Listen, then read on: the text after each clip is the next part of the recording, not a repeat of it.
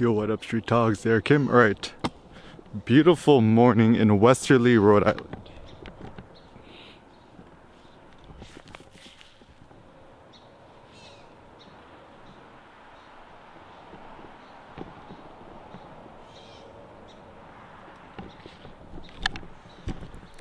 All right, so some turbo thoughts for y'all. So, this one is on becoming the change which you desire to see manifested in the world, and why, for the most part, talk is cheap, and it's actually much more effective to become the change which you wish to see manifested in the world.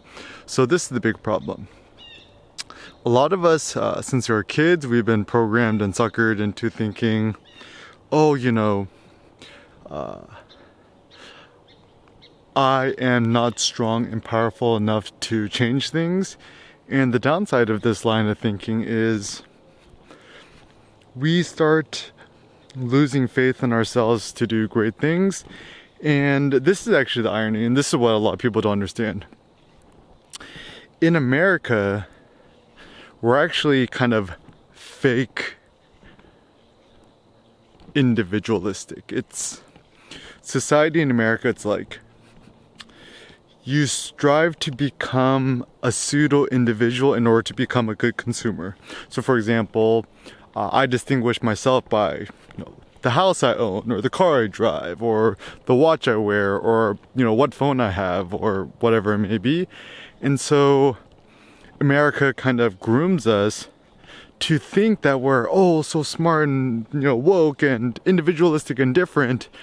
But in fact, the deep reality is, America and almost all modern society, no one actually wants us to be true innovators, true thinkers, because we're not profitable.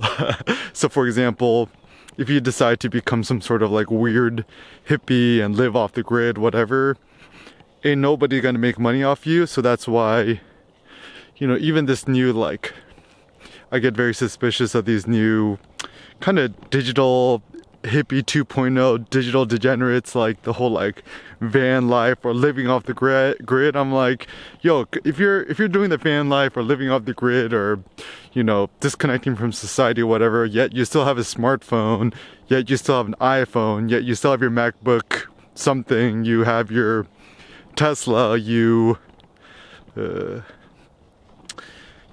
still follow other van lifers on Instagram. I'm like, a little bit suspicious. But anyways, so the general gist is we've kind of been programmed to be complainers, and I think America's great favorite pastime is to just complain about affairs of the world, yet do nothing about it. And I'm always just kind of curious, why does everyone like to complain so much, yet not do nothing about it? And, I don't think it's because people are bad people or anything like that. It's just most people, when they complain, they want to do something about it, but they're too scared to do something about it. Or they just they feel helpless, and they feel that by complaining, they kind of commit revenge against reality. And a lot of people feel disempowered, and they feel as if they're powerless. It's kind of like a sense of learned helplessness. The Pavlov's dog shocking experiment or something like that, or the Stanford prison experiment. People have this kind of learned helplessness where they want to do something, yet society doesn't encourage them to do anything about it. And most people are too scared. People are scared about their reputation, losing their job, their money, whatever. And this is why I personally don't trust the opinion of nobody who's, still employed by somebody else. If you have a boss, or if you have a job, it doesn't matter if you make $1 million a year working at Google or whatever, unless you're self-employed or sole proprietor or whatever, you can't truly be free with your opinions.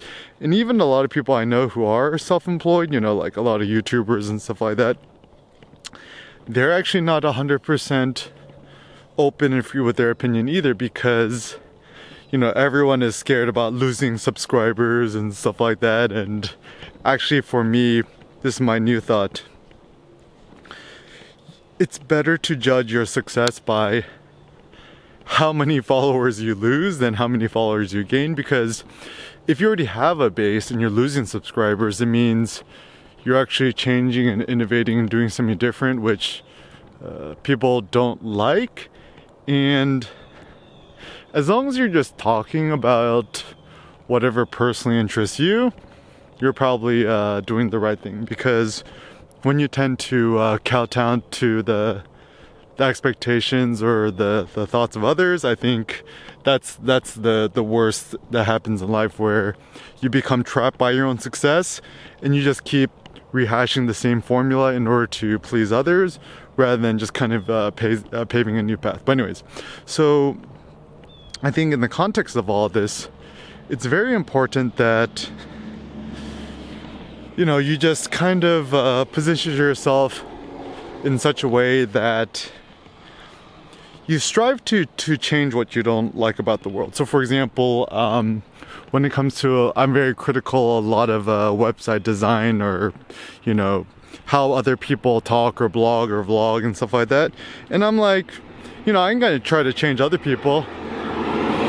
But instead, it seems to be much more interesting and effective that, like, you lead by example. One word that I was really interested in is this word hegemon, which essentially means leader. It comes from the word hegemony, which means, you know, a nation or a certain state, or, you know, a culture which has power or, you know, domination over others.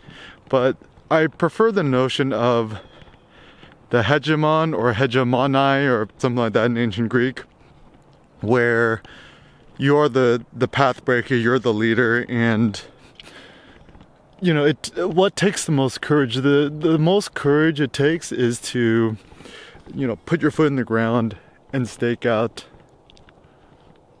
a certain pursuit, and without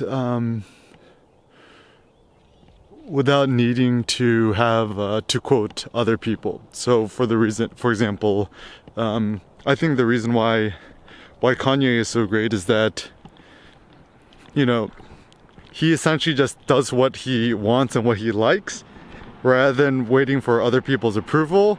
And that's what makes him a really good big groundbreaker, whereas other people tend to just you know, follow others because it's safer. So for example, I'm starting to realize too is that a lot of my tastes are becoming dictated by the preferences of others, rather than just like kind of sitting back, you know, turning off the news and turning off the music or turning off the culture, and just thinking about, like, what do I personally like?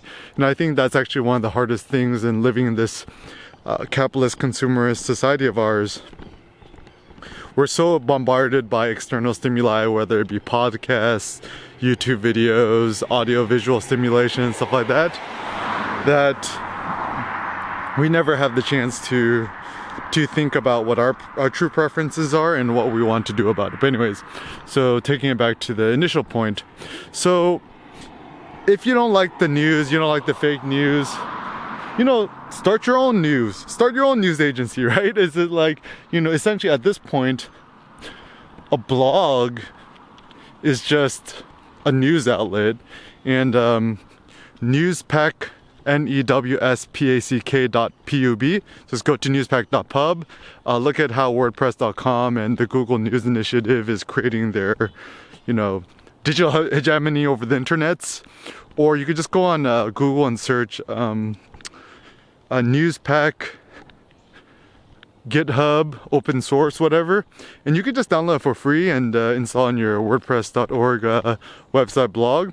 And so create your own news agency. Or, you know, if you don't like the other way other people do podcasts, you know, start your own podcast. You know, Anchor.fm is the platform that I use, and it's uber simple and it works good. Or if you don't like the way that others blog or vlog, or you don't like how other people are fake, then yeah, just when you blog, vlog, whatever, share your thoughts. Just don't censor yourself. So yeah, life is boring when we just complain. Don't complain. Be the change which you wish to see manifested in the world.